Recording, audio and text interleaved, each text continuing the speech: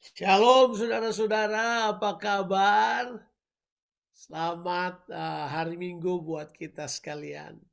Uh, kita bertemu kembali.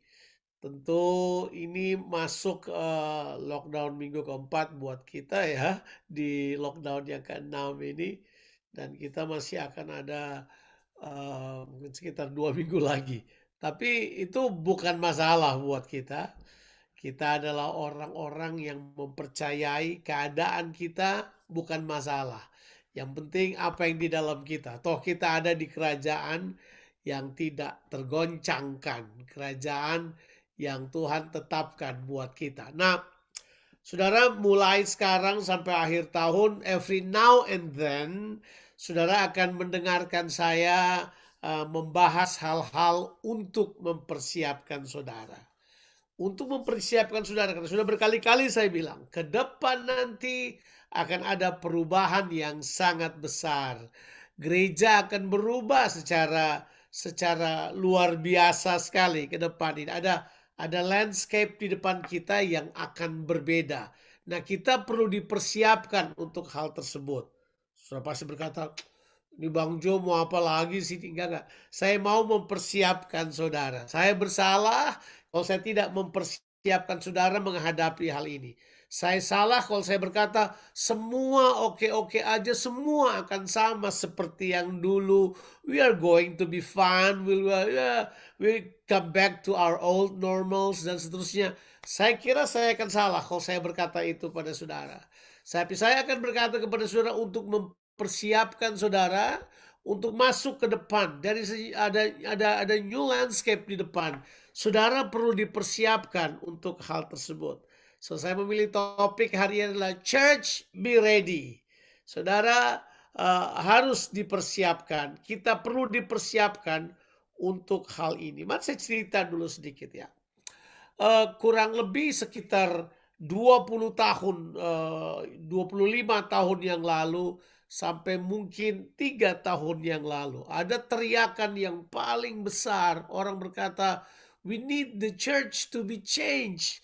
Oh, a cry of change. Orang berdoa untuk berubah.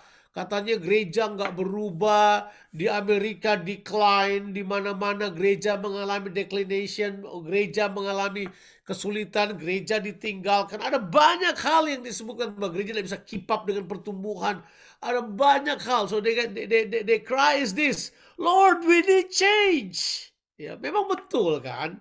Kita perlu berubah. Pada waktu itu quote-quote yang muncul tuh kayak gini, misalnya quotation yang mereka ambil dari pernyataan orang-orang hebat di masa yang lalu lah, seperti kayak Mark Twain bilang begini, ya, saudara itu saudara itu agak gila kalau mengharapkan sesuatu hasil yang berubah tapi terus mengerjakan pekerjaan yang sama. Pernah dengar statement itu nggak? Itu sering sekali diucapkan oleh orang-orang, ya kan?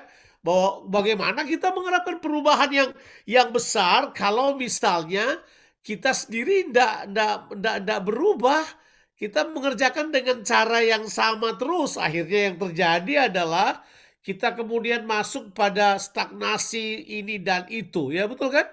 Ya, kita kemudian berpikir bahwa ini apa yang bakal terjadi ke depan. Terus kemudian kita tidak dipersiapkan. Kalau kita tidak dipersiapkan, kita punya masalah. Betul yang dikatakan oleh Mark Twain. Dia berkata bahwa ya, insanity, what? Is doing the same thing in the same way but expecting a different result. And you know that. Sudah tahu statement itu kan. Nah, ya, jadi kurang lebih sekitar 25 tahun orang berseru untuk yuk gereja berubah, gereja berubah. Sekarang seruannya berubah. Karena sekarang berubah banget. 2 tahun ini atau hampir 2 tahun ini, 18 bulan ini berubah total. Pendekatan berubah, penyelenggaraan berubah, semuanya berubah. Wah, di mana-mana para peneliti gereja mulai sibuk membahas ini, membahas itu. Memang gereja berubah, tidak dapat dipungkiri. Gereja berubah. Tapi ini yang tidak berubah. Kerajaan Allah tidak tergoncangkan. Dia tidak berubah. Tuhan tetap duduk di atas tahta. Rencananya pada saudara, tujuannya pada saudara tidak pernah berubah. Kuasanya di dalam saudara tidak pernah berubah. Tapi bagian kita adalah semua itu kan memang tidak berubah. Cuma kalau kita mundur lihat ke belakang, kita lihat bahwa hey, semuanya udah gak berubah. Kitanya aja yang tidak bisa utilize apa yang Tuhan berikan kepada kita. Nah, ini dia nih, kita sekarang akan sungguh-sungguh bertanya pertanyaan-pertanyaan yang tepat. We have to ask the right question right now. Apa yang kita perlu tanyakan untuk menemukan jawaban yang tepat? Apa yang perlu kita tanyakan? Apa yang kita mau tanya? Tuhan, di depan ada apa? Ya kan? Kalau saudara tanya itu pada saya berkata, saya juga tidak tahu. Saya tidak tahu apa yang bakal terjadi di depan. Tapi saya tahu persis bahwa Tuhan ada bersama dengan kita. Itu saya tahu. Itu saya tahu pasti. Kalau mau dikatakan ini dan itu, saya banyak yang saya tidak tahu. Tapi yang saya ingin bahas pada saudara adalah hal-hal yang saya ketahui untuk mempersiapkan saudara. Nah, hal-hal apa yang perlu buat kita untuk mempersiapkan kita masuk pada apa yang kita sebut di depan ini adalah kita sebut saja sebagai church in the new landscape. So church, be ready for a new landscape. Church, be ready for new things yang Tuhan ingin bawakan kepada kita. Nah, mari kita akan baca ayat yang saudara sudah bisa tebak saya akan baca dari mana. Kita akan membaca dari kitab Yesaya pasalnya yang ke-43. Coba kita lihat Yesaya pasalnya yang ke-43. Yesaya pasalnya yang ke-43 kita akan baca ayatnya yang ke-18. Yes, you know. Ini adalah ayat yang sangat luar biasa ya. Ini adalah ayat yang ditujukan kepada orang-orang Israel yang tentu pada waktu Yesaya bernubuat itu bernubuat tentang pembuangan mereka ke Babilonia. Dan ini dia bilang begini, firman-Nya, janganlah ingat-ingat hal-hal yang dahulu dan janganlah perhatikan hal-hal yang dari zaman purbakala. Lihat, aku hendak membuat sesuatu yang baru, yang sekarang sudah tumbuh. Belumkah kamu mengetahuinya? Ya, aku hendak membuat jalan di padang gurun dan sungai di padang belantara. Binatang hutan akan memuliakan aku, serigala dan burung unta, sebab aku telah membuat air memancar di padang gurun dan sungai-sungai di padang belantara, untuk memberi minum umat pilihanku. Umat yang telah kubentuk bagiku akan memberitakan kemasyuranku. Nah, dari ayat-ayat ini kita udah bisa lihat dengan jelas bahwa ini Tuhanlah yang berinisiasi untuk perubahan-perubahan pada hal yang baru. Tuhan, itu inisiasi Tuhan. Itu inisiatifnya Tuhan, bukan kita. Our God is a God of new things. Tuhan kita adalah Tuhan yang menciptakan hal yang baru. Orang percaya harusnya terbiasa dengan hal yang baru. Kita diperbaharui. Kita dari berdosa, kita dari kita dari punya masa lalu yang hitam kelam, yang betul-betul tidak sepantasnya ditebus oleh Tuhan. Tuhan ambil kita, Tuhan pulihkan kita, Tuhan jadikan kita berarti, berharga untuk menyatakan kemuliaannya. We are all experience being renewed by God. Kita semua mengalami dipulihkan oleh Allah. Saudara ingat itu? Kita dipulihkan oleh Allah. Tapi kita juga tahu bahwa yang bakal Tuhan buat itu selalu ada tanda-tanda kecilnya. Ada hal-hal yang terjadi. Coba lihat ayatnya yang ke-19. Itu ditulis kok. Dia berinisiasi tapi dia memberikan indikasi-indikasi. Coba lihat ayat 19. Lihat, aku hendak membuat sesuatu yang baru yang sekarang sudah tumbuh. So it's growing, sudah sementara bertumbuh supaya kita bisa melihat tendensinya. Belumkah kamu mengetahuinya? Jadi Tuhan mengajak kita untuk mengetahui hal-hal tersebut. Yang dia bilang, ya, aku hendak membuat jalan. Oh, Tuhan mau membuat jalan. Ya, our God is a God that makes ways. Ya, Tuhan kita adalah Tuhan yang membuat jalan. Nah, tentu sudah tahu lagunya Don Moen yang terkenal sekali itu, God will make a way, ya, where there seems to be no way. Tuhan akan buka jalan. Tuhan pasti akan buat jalan. Gak usah khawatir, kelihatannya sekarang kita gak ada jalan. Di rumah terus terkekang, kayaknya gak ada. Ada jalan. Oh nanti kita sudah bertentangan aja soal vaksin dan vaksin paspor. Orang bertentangan setengah mati. But don't worry, there is a way. Tuhan punya jalan. Tuhan punya cara. Tuhan punya cara yang berbeda dengan yang kita pikirkan. Kitanya harus mempersiapkan diri, harus buka mata, harus melihat. Jangan cuma tinggal di masa lalu. Lihat tanda-tanda yang Tuhan sedang kerjakan. Haleluya. Ayat 20 itu, kalau saudara baca di ayatnya yang ke-20, saudara, ayat 19 dan 20 menunjukkan cara Tuhan melakukan sesuatu not usual, tidak biasa. Dan sekarang mulai terjadi, coba lihat. Tiba-tiba jalan di padang gurun. Bagaimana mungkin ada jalan di padang gurun?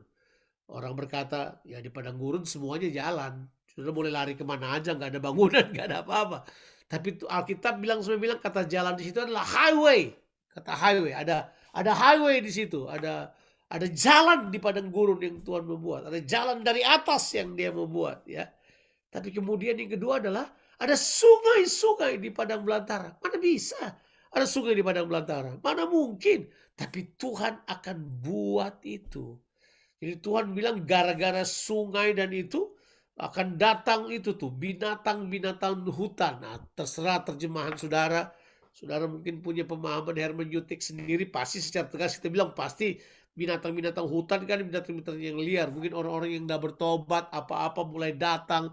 Orang-orang yang ditolak, orang-orang yang terbuang mulai datang. Disebabkan ada air yang memancar di padang gurun. Di tengah-tengah kesulitan ini akan ada air yang memancar. Tapi kata kuncinya kita sudah tahu bahwa air yang memancar itu sederhana hanya untuk memberi minum umatnya. Tuhan akan memelihara kehidupan kita. Nah, ini semua adalah apa yang Tuhan bakal kerjakan. Dia berinisiasi dan dia beritahu buat kita, dia tunjukkan. Saya mau katakan kepada saudara sampai saat ini ada yang Tuhan nyatakan.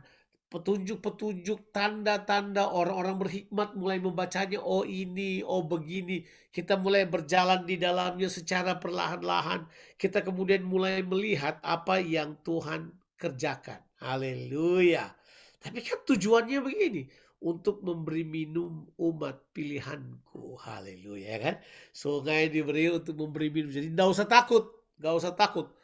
Provision dari Tuhan, providence dari Tuhan akan selalu ada buat kita dalam keadaan apapun. Tapi ini kata kunci.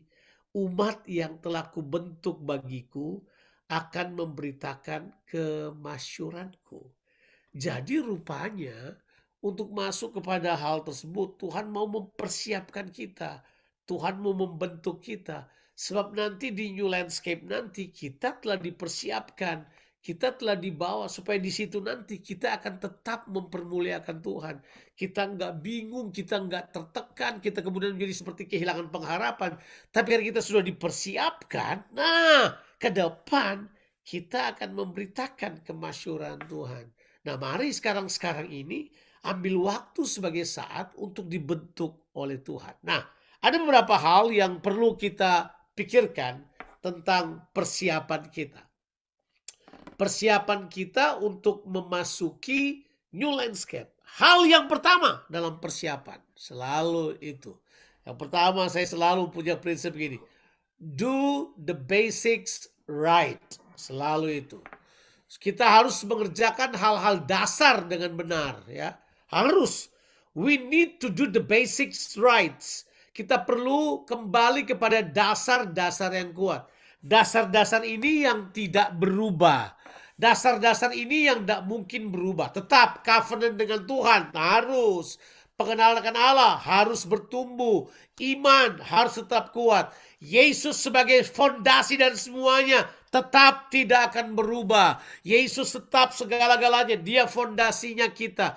Iman kita. Itu semua adalah fondasi-fondasi yang perlu kita persiapkan.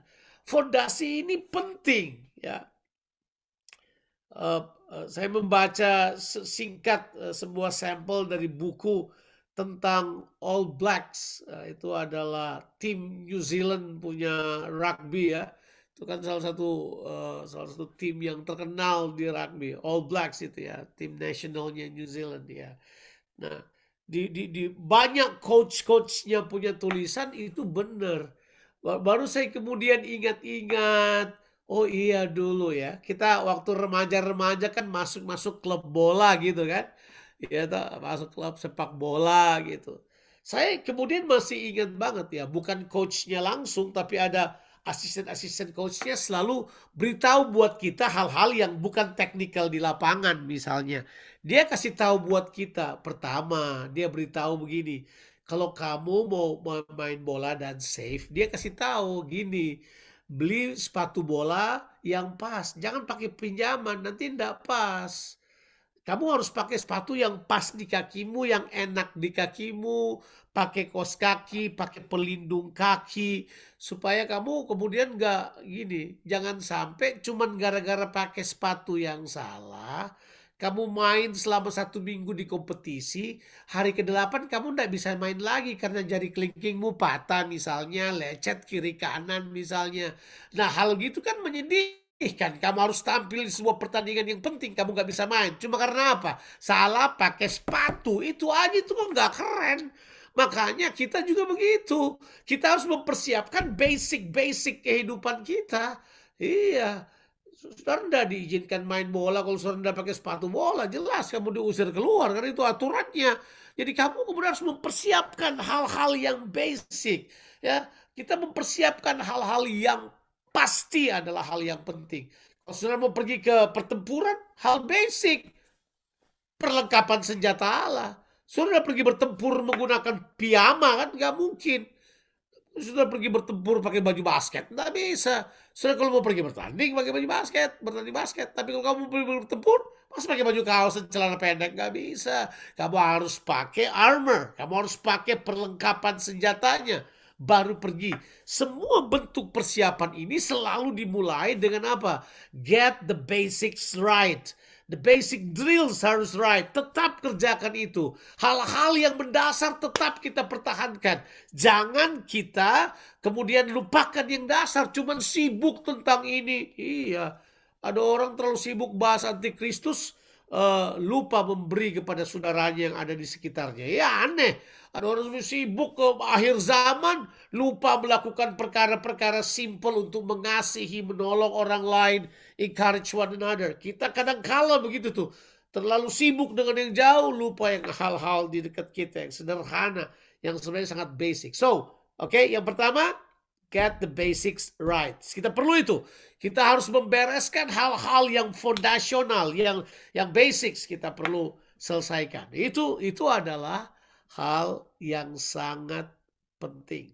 Nah, ini adalah statement yang perlu kita betul-betul pikirkan dengan baik.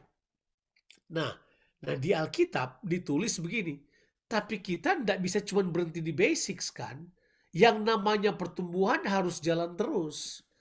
Jadi saudara pikir kalau nanti ada perubahan pohon apel berhenti bertumbuh gitu? Enggak kan? Pohon apel tetap bertumbuh. Pohon durian tetap bertumbuh. Mau pandemi, mau nggak pandemi, pohon durian tetap bertumbuh. Life goes on. Ya, kita tetap bertumbuh. Kita enggak, saudara enggak gara-gara pandemi di diskon. Oh pandemi 2 tahun ya, umur lu gue kurangin 2 tahun lah. Jadi kamu sekarang lebih muda 2 tahun. Enggak ada itu.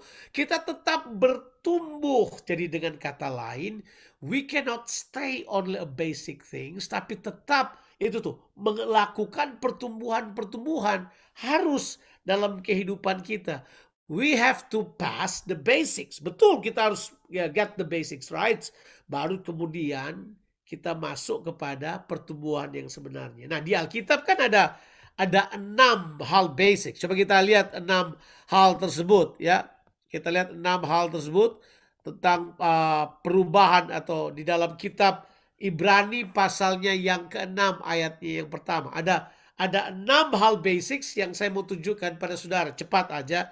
Saya juga tidak akan menjelaskannya karena kita tidak perlu berpikir untuk menjelaskan ini karena ini sebenarnya sudah saudara lewati. Ini bukan hal yang saudara nggak tahu, saudara sudah tahu. Coba kita lihat kitab Ibrani pasalnya yang ke-6 ayat 1. Ditulis seperti begitu ya. Alkitab katakan buat kita, Ibrani pasal 6 ayat yang pertama. Saya bacakan buat kita. Ya, bunyinya begini. Sebab itu marilah kita tinggalkan. Ya, meninggalkan itu bukan melupakan. Pengertian meninggalkan itu jangan tinggal di situ aja. Saudara sudah hidup, sudah menguasainya, sudah make the basic strides. Yang kedua kita harus meninggalkan asas-asas pertama. Jalan-jalan tentang Kristus dan beralih kepada perkembangannya yang penuh. Jadi kita harus mengarah kepada pertumbuhan sampai mencapai kedewasaan, perkembangan yang penuh, itu maksudnya. Nah, dia bilang ini jangan lagi kita meletakkan dasar, itu ada itu. Kita lihat dulu. Pertobatan dari perbuatan yang sia-sia. Iman kepada Allah, kepercayaan kepada Allah. Kemudian pelajaran tentang baptisan. Kemudian penumpangan tangan, kebangkitan orang mati, dan hukuman kekal. Coba kita ada 6 hal-hal basic yang dikatakan buat kita. Yang pertama adalah itu pertobatan. Yang kedua iman. Yang ketiga baptisan. Segala model baptisan tentunya. Yang keempat penumpangan tangan. Yang kelima kebangkitan orang mati. Yang keenam hukuman kekal. Itu menurut penulis Ibrani itu adalah fondasi. Kita di dalam pelajaran-pelajaran kita sebut sebagai solid foundation. Inilah solid foundation, hal-hal yang sangat mendasar yang kita harus bereskan. Nah, dibilang kita sekarang jangan tinggal di situ. Kita harus maju ke depan. Orang suka tanya, kenapa orang tidak bisa bertumbuh dan berkembang? Jawaban salah satunya adalah karena basicnya nggak kuat. Masalah pertobatan aja Senin Kemis, ya kan? Senin bertobat, Kamis jatuh lagi, Senin depan bertobat lagi, Kamis jatuh lagi. Akhirnya gitu, orang bulak-balik begitu aja, hidup dalam kesia-siaan. Tapi kemudian soal dasar-dasar iman, di sini bilang dasar-dasar kepercayaan, tapi itu iman sebenarnya yang dimaksud. Kemudian hal-hal yang berhubungan dengan baptisan, penumpangan tangan. Penumpangan tangan itu berurusan dengan otoritas tentunya. Dan kemudian bagaimana melayani dengan tangan saudara untuk menyentuh orang lain, point of contact, untuk membagikan kuasa dan seterusnya. Tapi juga kemudian ada di situ dibilang kebangkitan orang mati, pengharapan-pengharapan kita. Dan kemudian kita sadar bahwa ada hukuman yang kekal. Berarti hidup harus dipertanggungjawabkan. Kita nggak sekedar hidup secara itu, secara buat apa yang kita mau, tapi ada hidup yang dipertanggungjawabkan. Nah, semua itu adalah dasar-dasar, tapi kita harus melanjutkan. Melanjutkannya kemana? Nah, itu dia. Kalau saudara baca di ayatnya yang keempat, kemudian sampai ayatnya yang ke-9 atau ayat yang ke-8 dari ayat-ayat tersebut, kita tahu bahwa yang kita perlu kemudian kerjakan setelah dasar adalah menghasilkan buah. Menghasilkan buah. Saudara baca saja di ayat-ayat yang berikutnya. Sudah sebut kalau kita sudah menerima karunia surgawi, jangan lagi kita kemudian hidup dalam keadaan yang tidak benar. Jangan murtad lagi. Sebab kalau kamu murtad lagi, bahaya buat kamu sendiri. Kemudian dia mengatakan di ayatnya ke-7 bahwa sebab tanah menghisap air hujan yang sering turun ke atasnya, menghasilkan tumbuh-tumbuhan yang berguna, dan seterusnya. Berarti kita harus mengeluarkan buah tanaman atau buah yang benar. Ya, karena orang akan lihat dari buahnya, orang akan tahu pohonnya. Jadi tinggalkan itu semua, masuk kepada hidup yang berbuah, ya kan? Ya, ada 3 level berbuah, yaitu berbuah lebat, dan berbuah tetap. Tapi kita tetap harus menghasilkan buah. Jadi yang pertama adalah do the basic rights. Yang kedua, berbuahlah terus. Di masa sekarang kita harus tetap berbuah. Karakter kita diperbaharui. Buah-buah dari kehidupan Kristus, buah-buah pelayanan. Tapi tentu ada buah-buah yang tetap. Ini berurusan dengan anak-anak rohani, which is minggu lalu kita singgung sedikit karena minggu lalu adalah Father's Day. Nah, oke, itu yang kedua. Jadi yang pertama do the basics right. Yang kedua adalah bertumbuh dan berbuah. Tetap kita kerjakan. Itu adalah hal yang penting. Nah, sekarang yang ketiga. Yang ketiga ini adalah sekarang memiliki sikap yang tepat sesuai sikon. Nah ini dia ini. Sikap yang tepat sesuai sikon. Nah, apa sikap yang tepat kita sesuai sikon? Nah gini, sikap yang tepat sesuai sikon itu jangan lihat kondisi naturalnya lebih dahulu. Lihat kondisi spiritual dulu. Ah ini dia. Ini yang paling penting. Coba kita lihat. Coba kita lihat di dalam kitab apa tadi? Kitab Yesaya tadi 43 ayatnya yang ke-19. Tuhan bilang, jangan ingat hal yang dahulu, jangan perhatikan dari hal yang purbakala. Ini kata yang dia pakai. Lihat. Nah, behold, lihat. Itu kata penting, lihat. Ya kan? Terjemahan beritahukan buat kita, lihat. Nah, kita perlu lihat. Look. Coba lihat. Nah, kalau penglihatan itu berurusan dengan apa? Perspektif kita. Apa perspektifmu mengenai apa yang sedang terjadi sekarang? Ya, kita harus punya perspektif yang benar untuk melihat. Kalau kita tidak punya perspektif yang benar, stres saudara.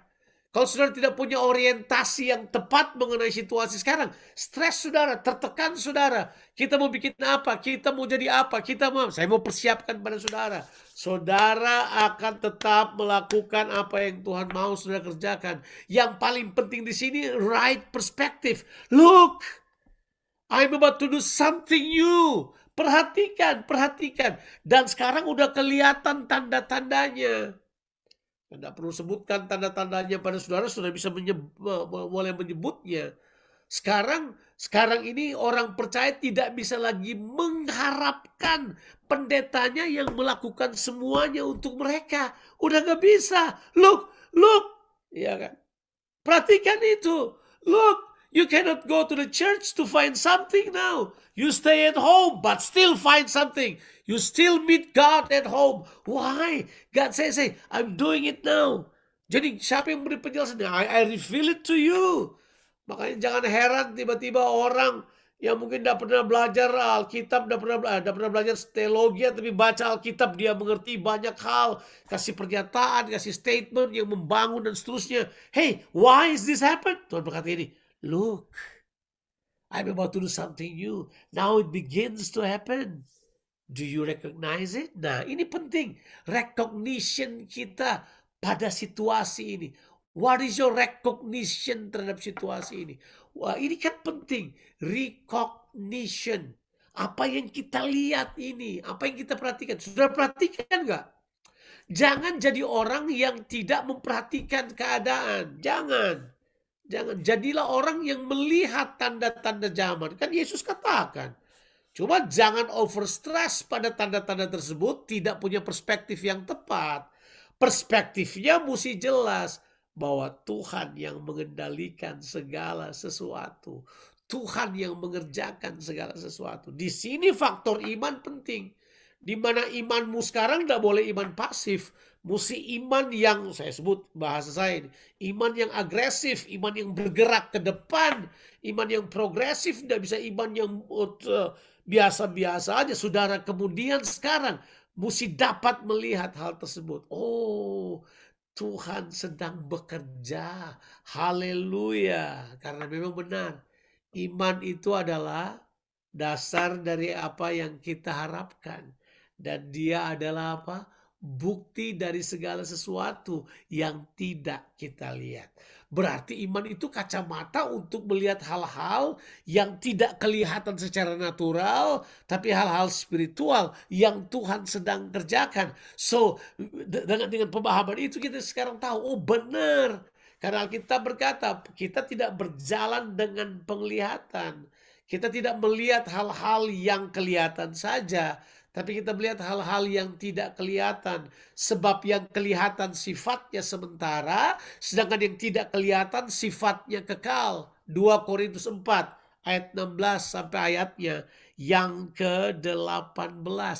Kita sekarang start to look, our perspective mulai terbuka. Dan perspektif kita itu sangat bergantung pada beberapa hal. Saya cepat aja. Itu saudara masih ingat kan? Saya mengajar 4 hal ini yang saya suruh ulang-ulang. Saudara katakan, ya, perspektif kita sangat dipengaruhi oleh apa?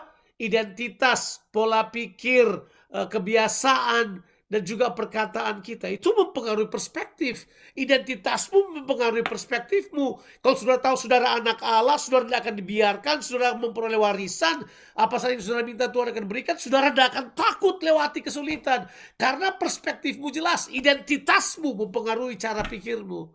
Kemudian saudara mengembangkan pola pikir yang benar, bahwa Tuhan tidak pernah meninggalkan kita. Tuhan ada, dia bahkan berdiam di dalam kita. Dia mau berpikir bersama kita, dia mau merasa bersama kita, dia mau melakukan sesuatu bersama dengan kita. And then cara pikir kita berbeda, perspektif kita berbeda, ya kan? Ini semuanya adalah hal-hal yang perlu kita kerjakan. Kita perlu sekali melihat ada perspektif yang Tuhan berikan buat kita. Oke, bagian yang terakhir. Kita pergi ke kitab Keluaran 33. Kitab Keluaran 33. Ya, ayat-ayat ini adalah ayat-ayat yang saudara sudah tahu tentunya, bukan hal-hal baru buat kita. Ini adalah peristiwa di mana Tuhan menghukum orang Israel. Peristiwa ini adalah kejadian setelah mereka menyembah lembu emas. Setelah Tuhan memberikan hukum Musa, 10 hukum itu, mereka kemudian melanggar hukum yang pertama langsung. Musa baru bawa hukumnya pada mereka, sampai ke bawah mereka udah menyembah berhala. Jadi Musa belum baca hukumnya, mereka udah melanggar hukum yang pertama, yaitu janganlah ada padamu ilah lain. Jadi kemudian Tuhan beritahu buat kita, ya lanjut perjalanan. Nah ini kemudian Musa berkata kepada Tuhan. Di sini Alkitab bilang Tuhan berbicara dengan Musa dengan muka seperti seorang berbicara pada temannya. Ayat yang ke-11 bilang itu. Sekarang saya baca ayat 12 pada kita sekalian. Lalu berkatalah Musa kepada Tuhan, memang engkau berfirman kepadaku, suruhlah bangsa ini berangkat. Setuju apa tidak? Kita akan segera berangkat ke masa depan kita yang baru tentunya. Tapi engkau tidak memberitahukan kepadaku siapa yang kuutus bersama-sama dengan aku. Namun demikian engkau berfirman, aku mengenal namamu, dan engkau juga mendapat kasih karunia di hadapanku. Oh my God, I like this. I like this. Dari pihak Tuhan ada jaminan-jaminan. Ini dia saya mau beritahu pada saudara. Dari pihak Tuhan ada assurance. Ada assurance yang tidak akan berubah. Masuk pada new landscape ini. Tidak perlu takut kita. Ada assurance. Sebab Tuhan pertama berkata begini, I know your name. I like that. Aduh. Tuhan kenal setiap saudara. Aku mengenal namamu. Dan juga engkau mendapat kasih karunia di hadapanku. Oh. Aku mengenal namamu. Alkitab bilang begini, orang yang mengasihi Allah dikenal oleh Tuhan. Masih ingat? Matius 7 ayat 21 ketika orang berkata, Tuhan, aku menyembuhkan ini, aku buat mujizat, aku bernubuat. Tuhan berkata, nyala dari hadapanku, aku tidak mengenal kamu. Tapi di sini dia berkata ini, no, aku mengenal namamu. I know you by name. And you have found grace in my eyes, says the Lord. Maka sekarang, jika aku mendapat kasih karunia di hadapanmu, ini kata yang dia beritahu. Beritahukanlah kiranya jalanmu kepadaku, sehingga aku mengenal engkau, supaya engkau tetap mendapat kasih karunia, aku tetap mendapat kasih karunia di hadapanmu. Ingatlah, bangsa ini adalah umatmu. Jadi Musa beritahu, udah kalau gitu sekarang gini, beritahukan kiranya jalanmu kepadaku. Jadi Musa mau bilang, Tuhan kasih tahu alamatnya di mana. Saya jalan aja ke situ langsung. Kalau aku mendapat kasih karunia-Mu. Tuhan gak jamin ini alamatnya. Kamu akan pergi ke sini. Ini koordinasi GPS-nya. Ini dia gak kasih tahu itu. Jawabannya Tuhan. Oh my God, I like that. Tuhan berkata gini, aku sendiri akan membimbing engkau dan memberikan ketentraman bagimu. Come on, look at the assurance. Mungkin kita tidak bakal tahu di depan ada apa. Kita nggak tahu ke depan mau seperti apa. Tapi tolong lihat assurance-nya dong. Aku sendiri hendak membimbing engkau. Artinya kalau aku sendiri artinya apa? Tuhan langsung. Ya. Tuhan tidak berkata buat saudara, nanti Tuhan kirim pendeta Jonathan kepadamu, Tuhan kirim pendeta. Tidak, aku sendiri hendak membimbing engkau. Dan aku sendiri memberikan ketentraman kepadamu. What an assurance. Oh, saya bersuka cita karena assurance ini. Ini luar biasa. Kemudian Alkitab berkata begini. Jika engkau tidak membimbing kami, jangan suruh kami berangkat dari sini. Kemudian Musa menyebutkan ayat yang ke-16. Dari manakah gerangan? Musa sadar banget posisi bangsa Israel. Dari mana gerangan akan diketahui bahwa kami mendapat kasih karunia depanmu, yang di aku dengan umatmu. Bukankah engkau berjalan bersama-sama dengan kami, sehingga aku dengan umatmu ini dibedakan dari segala bangsa yang ada di muka bumi ini? Musa tahu banget. Saudara tahu gak ini? Musa tahu, saya harap kita tahu. Apa yang Musa tahu? Musa tahu kalau disertai Tuhan dan memperoleh anugerah Tuhan, kita menjadi satu bangsa yang berbeda dari segala bangsa di muka bumi ini. We are peculiar people. Kita khusus, Tuhan bedakan, itu jelas. Kita menjadi bangsa yang berbeda. Berfirmanlah Tuhan kepada Musa. Juga hal yang telah kau katakan ini akan kulakukan. Karena engkau telah mendapat kasih karunia di hadapanku. Dan aku mengenal engkau. Tapi jawabnya, perlihatkanlah kiranya kemuliaanmu kepadaku. Lihat, Musa gak puas dalam stage ini. Dia tetap mau kualitas Tuhan, kemuliaan Tuhan diberikan kepadanya. Oke, kita harus mengerti beberapa hal. Yang pertama adalah knowing the basics right. Atau do the basic rights. Oke, fondasinya kita mesti baik. Yang kedua adalah teruslah bertumbuh. Tetaplah bertumbuh. Jangan berhenti bertumbuh. Kita harus tetap bertumbuh. Ini hal-hal yang harus kita kerjakan. Yang ketiga,